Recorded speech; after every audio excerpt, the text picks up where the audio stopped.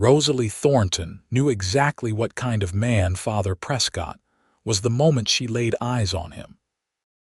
Standing in the doorway of her father's general store in Park City, Utah, 1875, she watched the priest cross the dusty street with his shoulders squared and his jaw set in that self-righteous way that made her skin crawl. She had never spoken a single word to the man, but his reputation in town preceded him like a bad smell. "He's looking for Pa," she whispered to herself, fingers tightening around the broom handle.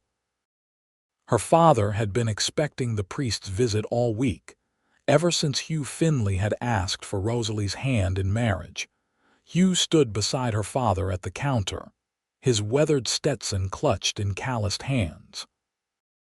At 26, Hugh had already established himself as one of the most reliable men in Park City's silver mining operations.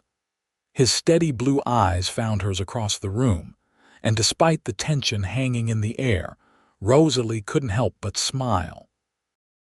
3 years of courtship had only deepened her feelings for him. Father Prescott pushed through the door without waiting for an invitation, the small bell above jingling in protest. "Mr. Thornton," the priest said, ignoring Rosalie completely. "I've come to discuss the matter of your daughter's situation." Rosalie's father, Robert Thornton, straightened his aging frame. At 52, he'd fought in the war, built a business, and raised a daughter alone after his wife's passing. He wasn't a man easily intimidated, even by men of the cloth. "Father Prescott, we were just discussing the wedding arrangements," her father said. "Hugh and Rosalie are hoping for this Sunday after services." The priest's thin lips pulled into a frown. "That's precisely why I'm here.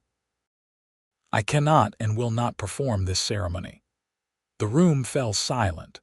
Even the usual creaks of the old wooden floor seemed to hold their breath. "And why is that?" Hugh asked, his normally gentle voice edged with steel. Father Prescott finally acknowledged Rosalie with a disapproving glance. "This town has standards to uphold. Miss Thornton's reputation precedes her." Rosalie felt heat rise to her cheeks. She knew exactly what the priest was referring to. 2 years ago, she had publicly spoken against the priest's sermon condemning the Chinese railroad workers who had settled on the outskirts of town. She had organized aid for them during a particularly harsh winter, defying the priest's instructions to let God's will be done.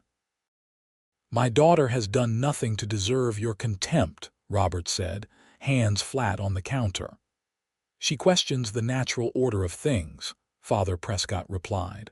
"A woman with such modern ideas about her place in society is not fit to make sacred vows before God, not in my church." Hugh stepped forward, placing himself between Rosalie and the priest. "Rosalie is the most honorable woman I've ever known." "The decision is final," Father Prescott said, turning toward the door. "Perhaps you should reconsider your choice of bride, Mr. Finley. There are plenty of respectable, God-fearing women in this town who understand their proper place." The bell jingled again as the priest left, leaving behind a silence heavy with humiliation and anger. Rosalie's hands trembled as she set the broom aside. "He cannot do this, can he?" Robert Thornton sighed heavily. "It's his church, Rosie. He can refuse to perform the ceremony if he wants." "Then we'll find another way," Hugh said firmly, crossing the room to take her hands in his. "I don't care if we have to ride to Salt Lake City. We're getting married, and no self-righteous preacher is going to stop us." But Rosalie could see the problem clearly. In a town like Park City, being refused marriage by the only priest was more than an inconvenience, it was a public shame, a mark against her character that would follow her and Hugh for years. "The miners' church up in Silver Creek has a visiting priest," Robert offered. "But he's only there once a month. You'd have to wait 3 weeks." Hugh shook his head. 3 weeks is too long. I won't have Rosalie's name dragged through the mud for even one day because of that man's spite." The bell over the door jingled again, and they all turned, expecting Father Prescott's return. Instead, a tall figure filled the doorframe, silhouetted against the bright afternoon sun. As he stepped inside, Rosalie recognized Ryan Tanner, one of the cowboys who occasionally rode through town with cattle drives heading north. "Pardon the intrusion," Ryan said, removing his hat to reveal sun-bleached hair and eyes the color of sage. "I couldn't help overhearing your predicament outside." Hugh stiffened slightly. "This is a private matter." Ryan nodded respectfully. "Of course, but I might have a solution if you're willing to hear it." Robert gestured for him to continue, ignoring Hugh's frown. "There's a priest about 4 hours' ride from here," Ryan explained. "Father Mackenzie. He serves the smaller settlements and ranches in the territory. Good man. Nothing like the one who just left here." "And where would we find this priest?" Robert asked. "He stays at the Willow Creek trading post most Thursdays." "That's today," Ryan said, his eyes moving to Rosalie. "If you left now, you could be there before sundown, married, and back tomorrow." Hugh considered this, looking at Rosalie. "What do you think?" Rosalie felt a sudden surge of determination. "I think I'd like to be married today, not in 3 weeks, and certainly not whenever Father Prescott deems me worthy." Hugh smiled, the worry lines around his eyes softening. "Then we'll go to Willow Creek." "I'll take you," Ryan offered. "I know the way, and the trail can be tricky if you don't know the landmarks." Hugh hesitated, studying the cowboy suspiciously. "Why would you help us? You're practically a stranger." Ryan's expression remained steady. "Let's just say I've had my own run-ins with men like your priest. Besides, I'm headed that direction anyway." Robert Thornton cleared his throat. "I'd feel better if someone went with you, Rosie. The trail can be dangerous." "I can handle myself, Pa," Rosalie said, but she understood his concern. Unmarried women didn't simply ride off with men, even if one was her fiancé. "I'll go too," Robert decided. "We can take the wagon. It'll be slower but safer." Ryan shook his head. "The wagon won't make it before nightfall, and Father Mackenzie never stays past sunset. He's got a circuit to maintain." Hugh ran a hand through his dark hair. "Then what do you suggest?" "Horseback," Ryan said simply. "The lady can ride with me on Sultan. He's strong enough to carry double. Mr. Finley, you can take my pack horse. We'll make better time that way." Rosalie looked at Hugh, who was clearly uncomfortable with the arrangement but seemed to recognize the logic of it. "Pa," Rosalie asked. Robert sighed. "I don't like it, but I like that priest slander even less. You two go. Get married today and come back husband and wife. That'll silence the gossips." Within the hour, Rosalie had changed into her riding clothes, a divided skirt that had scandalized half the town when she'd first worn it, and packed her wedding dress in a saddlebag. Her mother's simple white dress had been waiting for this day for years, carefully preserved in lavender and tissue paper. Hugh met her outside the general store, his expression tight with concern. "Are you sure about this, Rosalie? We could wait for the mining camp priest." She shook her head. "I won't give Father Prescott the satisfaction. Besides," she added with a smile, "I've waited 3 years to be your wife. I don't want to wait another day." Ryan appeared, leading 3 horses. His own mount, Sultan, was a magnificent buckskin stallion that towered over the other 2 horses. The pack horse was a sturdy bay, and the third was a paint gelding that Ryan had apparently borrowed for Hugh. "We should get moving," Ryan said, glancing at the sun. "We've got ground to cover." Hugh helped Rosalie mount behind Ryan, his hands lingering on her waist longer than necessary.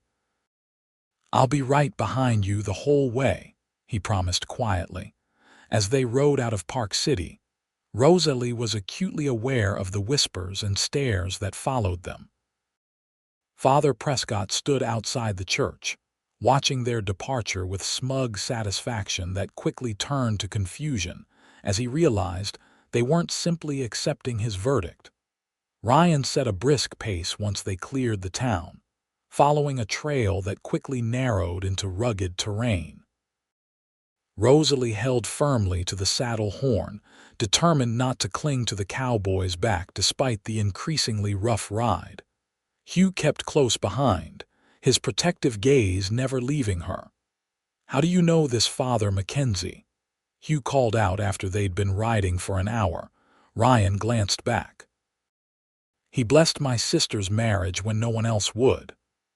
There was something in his voice that suggested there was more to the story, but he didn't elaborate. "And he'll marry us. No questions asked," Rosalie pressed. "He believes marriage is between two people and God," Ryan replied. "Not between two people and whatever prejudices a town might harbor."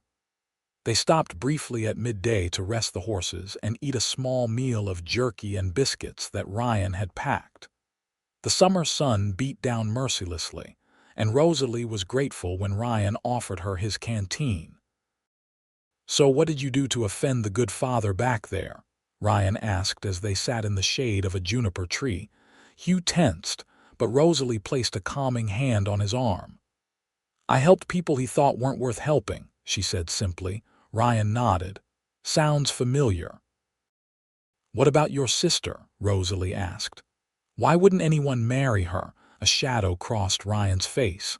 "She fell in love with a Mexican vaquero. Best man I ever knew, but the local priest refused to recognize their union, called it an abomination." "That's horrible," Rosalie said. "They're happy now," Ryan said with a small smile. "Got a ranch down south, 3 children." He stood, brushing dust from his denims. "We should keep moving, still have a ways to go."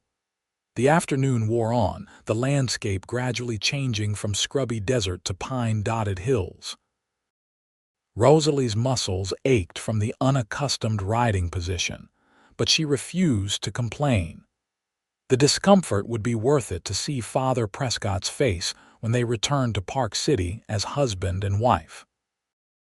As the sun began its descent toward the western mountains, Ryan pointed to a thin column of smoke rising from a valley below. "Willow Creek Trading Post. We made good time." The trading post was a sturdy log building surrounded by a few smaller structures, a stable, what appeared to be a bunkhouse, and a small chapel. A handful of horses were hitched outside, and the sounds of conversation drifted through the open door. Ryan dismounted first, then helped Rosalie down. Her legs trembled beneath her after the long ride. Hugh was quickly at her side, his arm protectively around her waist. "Let me talk to Father Mackenzie first," Ryan suggested. "Wait here."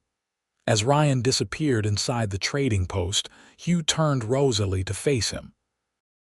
"Are you still certain about this? It's not too late to turn back." Rosalie touched his cheek. "I've never been more certain of anything." Ryan emerged a few minutes later with an older man in simple black clothes. Father Mackenzie was not what Rosalie had expected. Where Father Prescott was thin and severe, this priest was robust and ruddy-cheeked, with kind eyes that crinkled at the corners when he smiled. "So you're the couple Ryan tells me about," he said, his Irish accent still thick despite what must have been many years in America. "Refused by your local priest, were you?" Rosalie nodded. "He doesn't approve of my convictions." Father Mackenzie's laugh was unexpectedly hearty. "Convictions are what make a soul worth saving, my dear. Now, do you have witnesses?" "Ryan can be one," Hugh said, "but we need another." "Martha." Father Mackenzie called toward the trading post. A middle-aged woman with her hair in a neat bun appeared in the doorway. "Would you mind standing witness for a wedding?"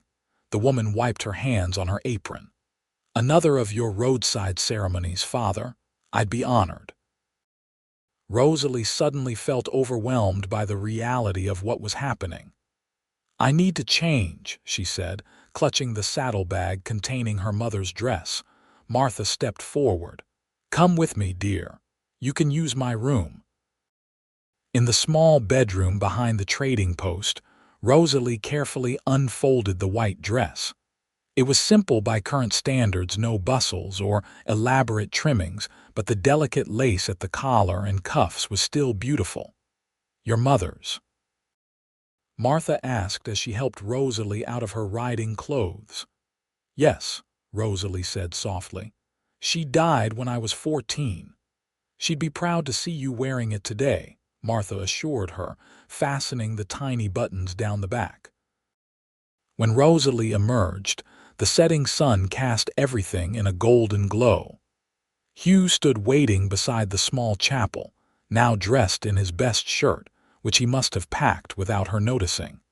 His face when he saw her made every mile of their journey worthwhile. Father Mackenzie performed the ceremony as the last light of day painted the western sky in shades of pink and orange.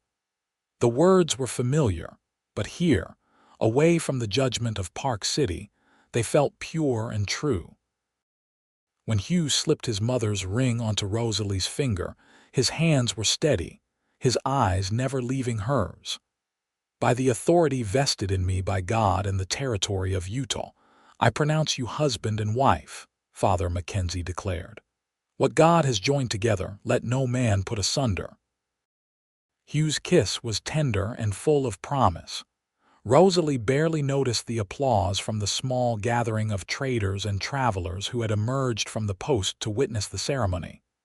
"Mrs. Finley," Hugh whispered against her lips. "Mrs. Finley," she repeated, loving the sound of it. The celebrations were simple but heartfelt. Martha provided a wedding supper of venison stew and fresh bread, and someone produced a fiddle. The trading post's main room was cleared for dancing, and though Rosalie was exhausted from the day's journey, she found she couldn't stop smiling as Hugh twirled her around the rough wooden floor. Ryan kept to the edges of the celebration, occasionally speaking with Father Mackenzie but mostly watching the proceedings with quiet satisfaction. When the dancing paused, Rosalie made her way to where he stood. "I don't know how to thank you," she said. Ryan shook his head. "No thanks necessary. Just be happy." "Where will you go after this?" she asked. "North with the cattle drive, then maybe back down to Arizona to see my sister." He hesitated. "I'm glad I could help. Some things are worth fighting for." Hugh joined them, his arm slipping naturally around Rosalie's waist. "We owe you a debt, Tanner. If you're ever in Park City again, you've got friends there." Ryan nodded, accepting the handshake Hugh offered. "I'll remember that." Father Mackenzie approached, his expression warm. "I've arranged for you to have the cabin out back for tonight. It's not much, but it's private." Rosalie felt her cheeks flush at the implication, but Hugh thanked the priest graciously. As the celebration wound down, Martha pressed a small package into Rosalie's hands. "A wedding gift," she explained. "Just some preserves and a loaf of sweet bread for your journey home tomorrow." The cabin was indeed small, just one room with a bed, table, and wood stove, but after the long day, it seemed perfect. Hugh built a fire while Rosalie changed out of her wedding dress, carefully folding it back into the saddlebag. "I can't believe we did this," she said, sitting on the edge of the bed in her nightgown. Hugh knelt before her, taking her hands in his. "Do you regret it?" "Not for a moment," she assured him. "I just wonder what we'll face when we return home. Whatever it is, we'll face it together." He kissed her palm. "As husband and wife." The word wife sent a thrill through Rosalie. All the years of waiting, of proper courtship under her father's watchful eye, had led to this moment. When Hugh kissed her, she felt the last barriers between them dissolve. The next morning dawned clear and bright. They joined the others at the trading post for breakfast, exchanging knowing smiles with Martha and Father Mackenzie. Ryan was already outside, preparing the horses for their return journey. "The priest has moved on," he told them as they emerged. "He left at first light. Will we see him again?" Rosalie asked, suddenly realizing they hadn't properly thanked the man who had married them. "I expect so," Ryan replied. "He's never in one place long, but he always circles back eventually."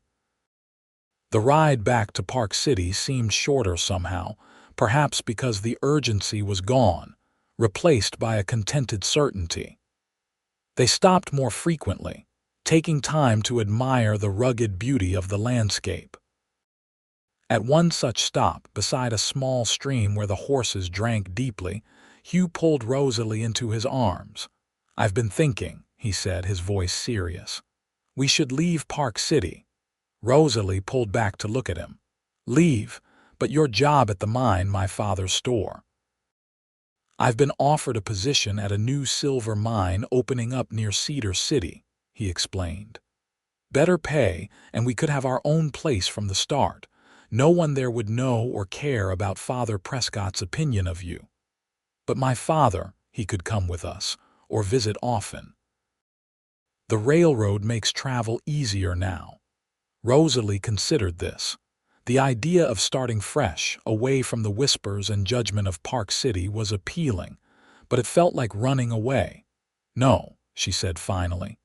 "If we leave, Father Prescott wins. We go back, head held high as husband and wife. Let him see that his disapproval means nothing." Hugh studied her face. "You're sure?" "I'm sure," she said firmly. "Park City is our home. We shouldn't have to leave it because of one man's prejudice." Ryan, who had been tending to the horses a short distance away, approached. "If I might offer an opinion," he said, "I think Mrs. Finley is right." The use of her married name made Rosalie smile. "Standing your ground sends a message," Ryan continued. "Not just to the priest, but to anyone else who might face the same treatment." Hugh nodded slowly. "Then we go back to Park City. Together." They arrived back in town late in the afternoon. Word of their hasty departure had clearly spread, as curious faces peered from windows and doorways as they rode down the main street. Rosalie sat tall behind Ryan, her wedding ring clearly visible on her hand. They stopped first at the general store, where Robert Thornton rushed out to meet them. He helped Rosalie down, embracing her tightly. "Well?" he asked, looking between them anxiously. Hugh grinned, extending his hand to his new father-in-law. "May I present Mrs. Rosalie Finley?" Robert's face split into a wide smile. "You did it. You really did it." He turned to Ryan. "Thank you for bringing them safely back to me." "Just doing what needed to be done," Ryan replied modestly. They moved inside, where Robert immediately pulled out a bottle of whiskey he kept for special occasions. "We need to celebrate properly," he insisted, pouring 4 glasses. As they toasted the new marriage, the store's bell jingled. Father Prescott stood in the doorway, his face flushed with anger. "So the rumors are true," he said coldly. "You found someone to perform this ceremony?" "We did," Hugh confirmed, moving to stand beside Rosalie. "We're legally married." The priest's eyes narrowed. "By whom?" "No man of God in these parts would defy my judgment." "Father Mackenzie at Willow Creek," Rosalie said calmly. "A true man of God who understands that love and marriage aren't his to withhold." Father Prescott's lips thinned. "This marriage isn't recognized by the church in Park City." "Fortunately, we don't need your recognition," Hugh replied. "Only God's, and the laws which we have." The priest looked as though he might say more, but Ryan stepped forward, his tall frame imposing in the small space. "I think you've said enough, Father. The wedding's done. They're husband and wife. Nothing you can say will change that." Something in Ryan's steady gaze made Father Prescott reconsider. He turned on his heel and left without another word. "I think I like having you around, Tanner," Robert said, refilling Ryan's glass. Ryan smiled but shook his head. I should be moving on soon. The cattle drive waits for no man. Stay for dinner at least, Rosalie insisted. It's the least we can do. That evening, as they sat around Robert Thornton's dining table, Rosalie felt a sense of peace settle over her. Hugh beside her, her father across from them, and Ryan at the end of the table, it felt right somehow, as if their impromptu journey had brought more than just a marriage certificate. "What will you do now?" Ryan asked as they finished the apple pie Martha had included in her wedding gift.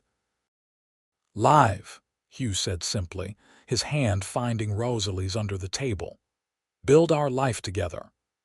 And continue helping those who need it," Rosalie added, thinking of the Chinese community at the edge of town and others who might need an ally.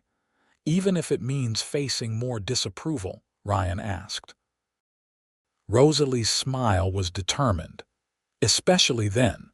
The next morning, Ryan prepared to leave. His cattle drive would be well north by now, and he needed to catch up. Rosalie, Hugh, and Robert stood outside the general store to see him off. "You'll always have a place to stay when you come through Park City," Robert assured him, shaking his hand firmly. "And friends," Hugh added. Ryan mounted Sultan, adjusting his hat against the morning sun. "I'm glad I happened by when I did." "So are we," Rosalie said warmly. "I don't think we can ever repay you." Ryan looked down at her, his expression thoughtful. "Live a good life together. That'll be payment enough."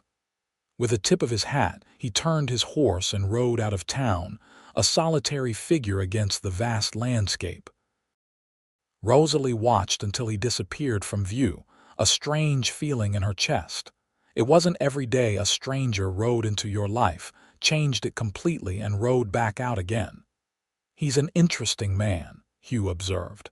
"Yes," Rosalie agreed. "I have a feeling we'll see him again someday."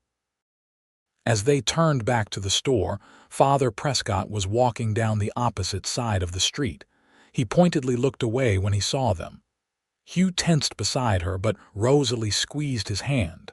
"Let him be," she said softly. "His approval doesn't matter anymore." In the days that followed, Rosalie and Hugh settled into married life. They moved into a small house near the mine where Hugh worked, and Rosalie continued to help her father at the store. Some in town followed Father Prescott's lead, treating them with cold politeness, but many more offered genuine congratulations. 3 weeks after their wedding, Rosalie was arranging a display of new fabrics when the store's bell jingled. She looked up, expecting a customer, and was surprised to see Father Mackenzie's ruddy face smiling at her. "Father," she exclaimed, "what brings you to Park City?" "Just passing through on my circuit," he explained. "Thought I'd check on one of my newest married couples." "We're doing well," she assured him, coming around the counter to greet him properly. "Thank you again for everything." "No thanks needed, my dear. How has your return to town been?" Rosalie sighed. "Mixed. Father Prescott still won't acknowledge us, and some of his most devoted followers have taken to crossing the street when they see me coming." "And does that trouble you?" She considered this. "Less than I thought it would. Hugh and I have each other. And those whose opinions truly matter have stood by us." Father Mackenzie nodded approvingly. "That's the spirit. Now, where might I find your husband? I'd like to say hello to him as well." "He's at the mine until evening, but you must stay for dinner." "We can send word to Hugh to come directly to our house." "I'd be delighted," the priest said. That evening, with Father Mackenzie at their table, Rosalie felt a circle completing. The man who had made their marriage possible was now blessing their home and their future together. "I heard something interesting on my travels," Father Mackenzie mentioned as they finished dinner. "Seems your Father Prescott has been called back to Salt Lake City, something about reassignment." Hugh looked up sharply. "He's leaving Park City." "So I'm told," the priest confirmed with a twinkle in his eye. "Apparently, some influential members of the community sent letters expressing concerns about his pastoral approach." Rosalie couldn't help but laugh. "I wonder who would do such a thing." "Indeed," Father Mackenzie said innocently. A mystery. 2 days later, the news was confirmed. Father Prescott was leaving, and a new priest would arrive within the month. The town buzzed with speculation about who might have influenced such a decision. "Was it you?" Rosalie asked her father that evening as they closed the store. Robert's expression was too innocent. "Me? I'm just a simple shopkeeper. What influence could I possibly have?" "Pa," she pressed. He sighed. "Let's just say I'm not the only one in town who was unhappy with how he treated you and Hugh. Some of the mine owners have family connections in Salt Lake City. Very useful connections." Rosalie hugged him tightly. "Thank you. No one messes with my daughter," he said gruffly. As summer turned to fall, Park City settled into a new rhythm. The new priest, Father Collins, was younger and more open-minded than his predecessor. He made a point of visiting Hugh and Rosalie, apologizing for the treatment they had received and inviting them back to the church. "While I appreciate the gesture," Rosalie told him, "I think we'll continue attending services at the Miners' Chapel. We've found a community there that accepts us as we are." Father Collins nodded understandingly. "The door remains open, should you ever change your mind." In October, as the aspens turned golden on the mountainsides, Ryan Tanner returned to Park City. He appeared at the store one afternoon, looking much the same as when they'd last seen him, perhaps a bit more weathered from months on the trail. "Tanner," Robert called out, genuinely pleased. "We wondered if we'd see you again." "Promised I'd stop by when I was in the area," Ryan said, removing his hat. "How are the newlyweds? See for yourself," Robert replied, nodding toward the door where Rosalie had just entered. Her face lit up at the sight of the cowboy. "Ryan." "What a wonderful surprise, Mrs. Finley," he greeted her formally but with a warm smile. "Marriage seems to agree with you." "It does," she confirmed. "Hugh will be thrilled to see you. You must stay with us while you're in town." Ryan hesitated. "I don't want to impose." "Nonsense," she insisted. "We owe you far too much to let you stay anywhere else." That evening, with Ryan at their table, Rosalie was struck by how natural it felt, as if he had always been part of their lives. Hugh seemed to feel it too, the initial wariness he had shown toward the cowboy long gone, replaced by genuine friendship. "How long will you stay?" Hugh asked as they sat by the fire after dinner. "Just a few days," Ryan replied. "I'm heading south for the winter. Thought I'd visit my sister's ranch." "You're always welcome here," Rosalie told him, "whenever your travels bring you back this way." Ryan smiled, the firelight casting shadows across his face. "I appreciate that. It's good to have friends on the trail." As promised, Ryan stayed only a few days before continuing his journey south. But he returned the following spring and again in the fall. Each time, he stayed a little longer, becoming a fixture in their lives. He brought news from distant places and stories that made the evenings pass quickly. During one such visit, nearly 2 years after their wedding, Rosalie shared her own news with Ryan. "We're expecting," she told him, her hand resting on her still flat stomach. "In the spring." Ryan's face split into a genuine smile. "That's wonderful news. Congratulations to you both." "We want you to be the godfather," Hugh said, surprising both Ryan and Rosalie. They had discussed it, but Hugh had seemed uncertain. Ryan looked between them, clearly moved. "I'd be honored, though I'm not sure how good a godfather a wandering cowboy can be." "The best kind," Rosalie assured him. "Our child will know there's a whole world beyond these mountains, thanks to you." In April of 1878, James Robert Finley came into the world, a healthy boy with his mother's eyes and his father's stubborn chin. True to his word, Ryan returned for the baptism, bringing a handcrafted wooden rocking horse all the way from his sister's ranch in Arizona. It's beautiful, Rosalie marveled, running her hand over the smooth pine. My brother-in-law made it, Ryan explained. He's quite skilled with his hands. The baptism was held at the miners' chapel, with Father Mackenzie making a special trip to perform the ceremony. As Ryan held the infant, solemnly promising to guide and protect him, Rosalie saw her past and future converge in a perfect moment. Life settled into a rhythm marked by the seasons and Ryan's visits. Hugh advanced at the mine, eventually becoming a foreman. Rosalie continued to help at her father's store while raising James, and later, their daughter Hannah, born in the summer of 1880. Park City grew and changed around them. The railroad brought more people and more prosperity. Robert Thornton eventually sold the general store to a younger man from back east, but he remained in Park City, doting on his grandchildren and becoming the town's unofficial historian. Through it all, their friendship with Ryan remained constant. His visits became something of a tradition. Spring and fall without fail, the cowboy would appear, bringing gifts and stories from his travels.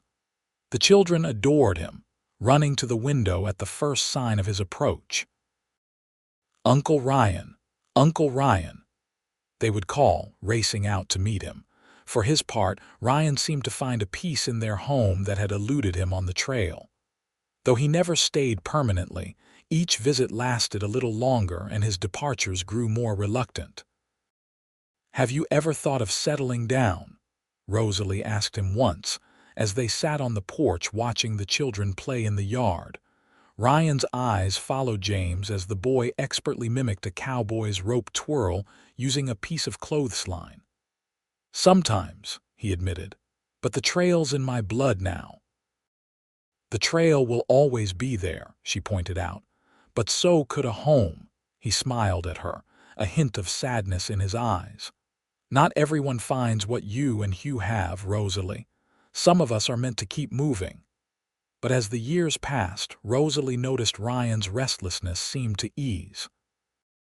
On his visits, he took more interest in local affairs, even attending town meetings when they coincided with his stays. He formed friendships beyond the Finley family, becoming particularly close with the new schoolteacher, a spirited woman named Helena Foster who had come west from Boston. "Miss Foster seems quite taken with you," Rosalie observed one evening as Ryan helped her clear the dinner dishes. Ryan's cheeks colored slightly. "Helena is a remarkable woman." "She is," Rosalie agreed, "and not afraid to speak her mind, much like someone else I know." Ryan gave her a sidelong glance. "Are you matchmaking, Mrs. Finley?" "Me?" Rosalie feigned innocence. "I would never." But she did in subtle ways, inviting Helena to dinner whenever Ryan was in town, mentioning Ryan's imminent arrival when she encountered the teacher in town, suggesting that Helena might need help carrying school supplies, just as Ryan happened to be passing by. In the fall of 1882, Ryan arrived in Park City earlier than usual. He appeared at the Finley home on a crisp September morning, his horse loaded with more supplies than for his typical visit. "You're early," Rosalie observed, wiping flour from her hands as she welcomed him inside. "I've been thinking about what you said," Ryan replied, removing his hat. "About the trail always being there, but a home could be too." Rosalie's heart quickened. "Oh. I've purchased the old Wilkins place," he announced. "The small ranch just outside town." "Ryan, that's wonderful news." She embraced him impulsively. "But what about your travels?" "I figure I can still drive cattle in the summer if I want, but it might be nice to have somewhere to come back to." Hugh returned from the mine to find Ryan and Rosalie deep in conversation about renovations to the ranch house. He took the news of Ryan's permanent relocation with pleased surprise. "About time you put down roots," he said, clapping the cowboy on the shoulder. "The children will be thrilled." "Speaking of children," Ryan said, suddenly looking nervous, "I was hoping you might have some advice. About asking a woman to marry me." Hugh and Rosalie exchanged knowing smiles. "Would this woman happen to be a certain school teacher?" Rosalie asked. Ryan's expression confirmed her suspicion. "I haven't said anything to her yet. Wanted to make sure I had something to offer first." "A ranch is certainly a good start," Hugh agreed. "When do you plan to ask her?" "I thought I might invite her to see the property this weekend." "If it's not too forward." Rosalie laughed. Ryan Tanner, the man who rode into a strange town and helped two people get married the same day, worried about being forward. "Helena will be delighted." True to Rosalie's prediction, Helena accepted Ryan's proposal beneath the autumn moon, surrounded by the aspen trees that bordered his new property. They were married that November in the miners' chapel, with Father Mackenzie once again making the journey to Park City to perform the ceremony. "I seem to be making quite a business of marrying people in this town," the priest joked at the reception. As Rosalie watched Ryan dance with his new bride, she felt a circle completing. The man who had helped her and Hugh find their happiness had now found his own. The years that followed brought changes to them all. Ryan and Helena had 3 children of their own, 2 boys and a girl who became fast friends with the Finley children. The two families were inseparable, sharing holidays, supporting each other through hardships, and celebrating each other's successes. Hugh eventually left the mine to start his own business supplying timber to the growing town. Rosalie, with her father's encouragement, opened a small bookshop next to the general store, creating a haven for readers and a gathering place for the community. And each year, on the anniversary of Hugh and Rosalie's wedding, the extended family would gather for a special celebration. Father Mackenzie would make the journey whenever he could, his visits becoming less frequent as age slowed his travels but no less treasured. On one such anniversary, their 15th, as they all sat around a bonfire on Ryan's ranch, Father Mackenzie raised his glass in a toast. "To defying expectations," he said, his eyes twinkling in the firelight, "and to finding the courage to make your own path." Rosalie leaned against Hugh, watching as their children, now teenagers, laughed with Ryan and Helena's brood. James was nearly as tall as his father now, with the same steady presence. Hannah had her mother's spirit and determination, already talking about attending university in the East. "You ever think about how different our lives might have been?" she asked Hugh quietly. "If Father Prescott had agreed to marry us," Hugh considered this, "we'd have been married either way, but I'm not sure we'd have had all this." He gestured to the gathering around them, family and friends bound together by choice rather than convention. Rosalie followed his gaze, taking in the scene. Ryan teaching the younger children a rope trick. Helena deep in conversation with Robert, who despite his advancing years remained sharp and engaged. Their own children, growing into the kind of people who would make their own paths, regardless of what others thought. "No," she agreed. "I don't think we would have." As the evening wound down and the children began to yawn, Ryan approached Hugh and Rosalie. In the flickering light, she could see the lines that years of sun and wind had etched around his eyes, but his smile was unchanged from that first day in her father's store. "Happy anniversary," he said, his voice soft with emotion. "I've been thinking about that day a lot lately." "So have I," Rosalie admitted. "How fortunate we were that you happened to overhear our predicament." Ryan glanced toward where Helena sat with their youngest asleep in her lap. "I think we all got lucky that day."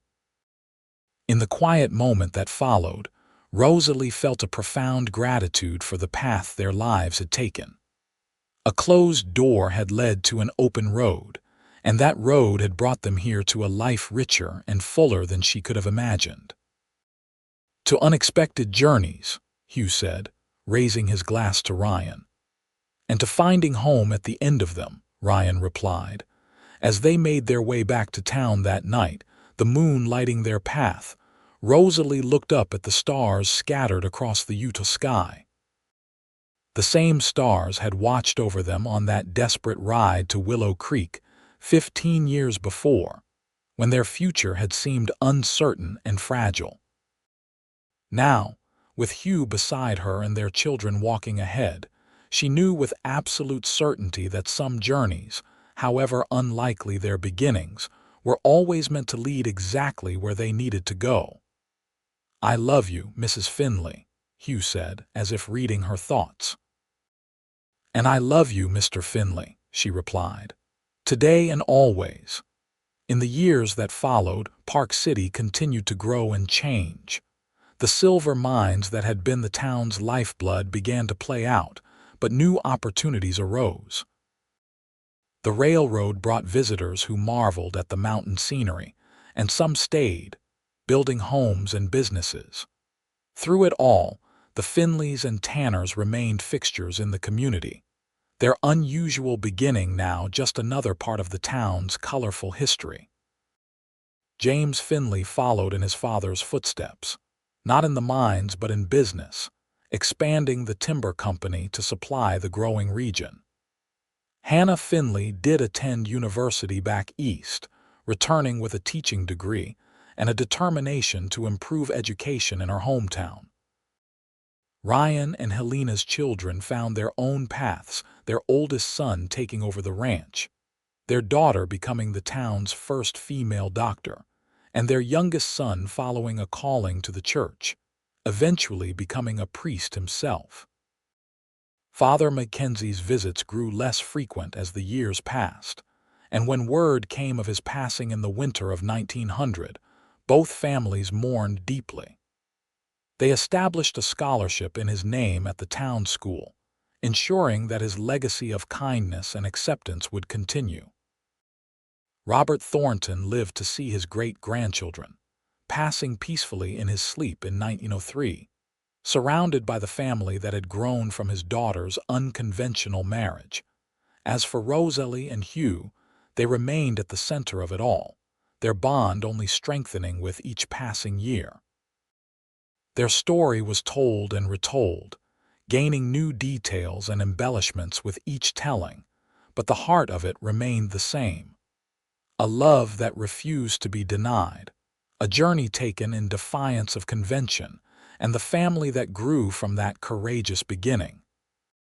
And sometimes, on clear summer evenings when the setting sun painted the mountains gold, Rosalie would stand on her porch and think of that long-ago ride to Willow Creek, feeling again the urgency of youth and the fierce determination to claim her future.